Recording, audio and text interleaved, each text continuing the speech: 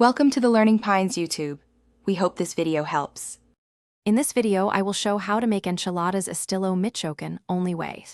Start by toasting dried chilies until fragrant, then soak them in hot water to soften. While chilies rehydrate, simmer garlic and onion to build a deep savory base. Shred cooked chicken or slice beef thinly and season lightly. Warm tortillas briefly to prevent tearing, and prepare toppings so assembly flows quickly and tastes vibrant. Make the sauce by blending softened chilies with garlic, onion, and a bit of the soaking liquid until smooth and velvety.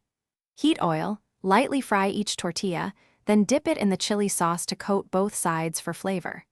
Spoon in shredded meat and roll tightly, placing each seam side down in a baking dish. Top with cheese, crema, and bake briefly to meld flavors and warm through before serving. If you're finding this helpful, please subscribe and hit like so I can keep sharing family recipes. Quick recommendation: the Shark AI Ultra Robot Vacuum makes kitchen cleanup effortless, and voice control means you can keep cooking while it does the work. It even maps rooms so crumbs disappear before they become a problem in the dining area. Check the description for the link and other deals, then now let's get back to the video.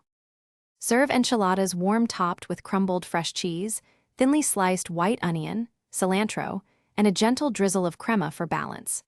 Offer lime wedges to brighten each bite and pair the dish with refried beans or fluffy rice to round out the meal.